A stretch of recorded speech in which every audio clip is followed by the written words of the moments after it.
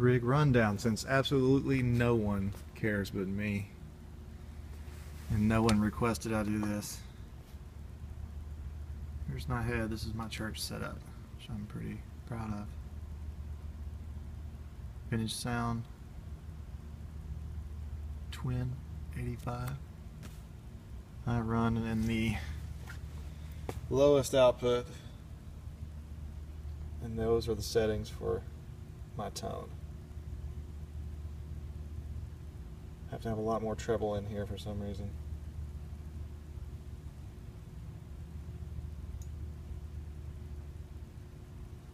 Down here underneath me is my cab. So I'm running a little Beta 58 to mic the cab. As you see, we have foam here, and then I have two pieces here. Of course, this is the side of the stage where I would put two more pieces of foam and kind of encase the cabinet to dampen the sound, which makes the front row really happy. And this sub is not doing anything. I'm just using it to hold the foam up. It's not even plugged in to the system. That's my under the stage rig. Keep the head up here so I can adjust it if I need to. That's a little much there. Then we'll keep going around, and this is my corner of the world. The weapon of choice is my brand new Paul Reed Smith. This is the 24 tin top custom semi-hollow. Beautiful guitar. Sounds even better.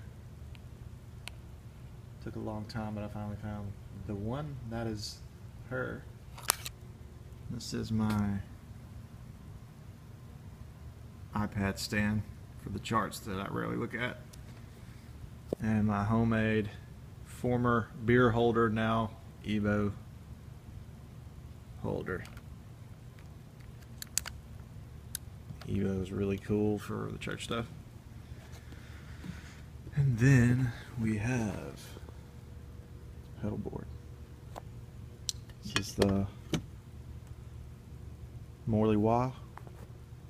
Friend Rob Koloski purchased that for me.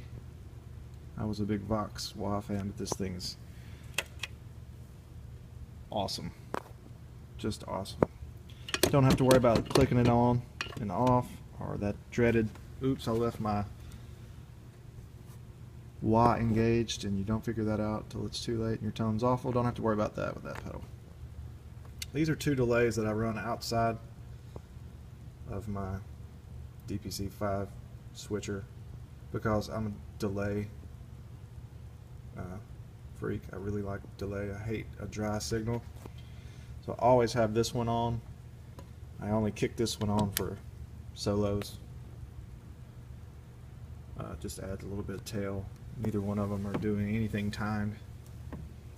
You can barely tell this one's on, but it just keeps it from being totally dry ever.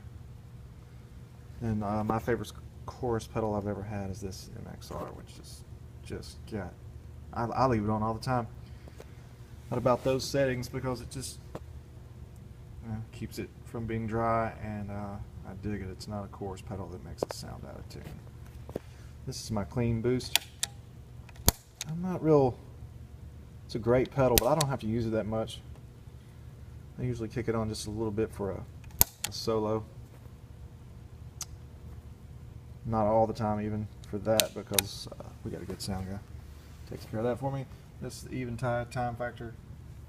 Just now starting to really figure this pedal out. I've had it for almost 2 years. I've got MIDI running to it now. I can really control this pedal thanks to that bottom pedal there, the DPC-5. This is my overdrive. It's a Bob Bert overdrive, as was the clean boost. All these swirly things are Bob Bert stuff. This is a great pedal. If I'm just playing with the blues band, it's the only thing I use, other than maybe that flashback delay. just a super good overdrive. And this is the GR8 distortion pedal, which I use at church for solos. I use the overdrive for my rhythmic, kind of like just a little bit of dirt rhythm, and I use this for solos. Pretty cool. Those are great pedals. This baby is the reverb that Bob Burt made for me, and it is just unbelievable. What a great pedal it is. When you can max this thing all the way out and get angelic voices, a voicing of angels that just really good for church stuff. It's really easy to kick them back with your toes.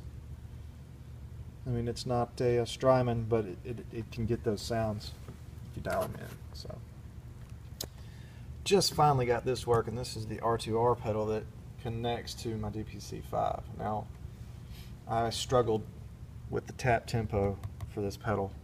As you can see, if I'm trying to reach up here with my foot and tap it in, I'm liable to kick all kinds of things, which I've done many a time for epic fails. But this little puppy, I've got this to switch through my banks, and this is now my tap tempo. So as I tap it, it changes the beats per minute, which is great. Helps keep us from having to be on a click all the time, or if we're changing tempos and I sense that, I can just tap whatever we're playing if we speed up. DPC-5, super awesome, compact pedal switcher. Really haven't figured it all out yet either, but it's pretty cool. I have this one as just absolute bypass, just my straight clean. This one will activate this setting of the Eventide, which is a swell. It's really good for the EVO. So that's kind of my EVO. This is my great distortion with nothing on, just straight great distortion pedal. Use that for my solos. I'll kick on this pedal for it, and maybe this delay. Yeah, that's pretty cool. This is my overdrive. Usually have something with the Eventide. Right now it's on a dotted eighth and a quarter note. Split delays, the U2 Worship Band 101 sound. And then I kick it on this one. And that's the great distortion pedal with this reverse delay that I used to like a lot, and now don't use it that much anymore. It's really good to hold a bar chord. It gets a lot of sustain and swell on bar chords, but gets really messy if you try to do anything else with it. I've learned the hard way. But that is it, dude. Love this setup. Also,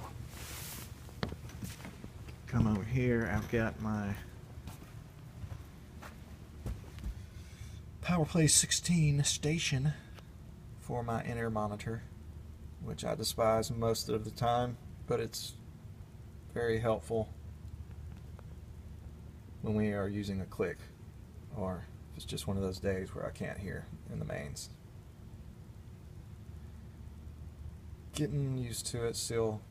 Just doesn't really replicate the sound of the amp very well, as all guitar players hate in-ear monitors. And there's the iPad with my headphones because I'm practicing. So anyway, that's my rig. Awesome.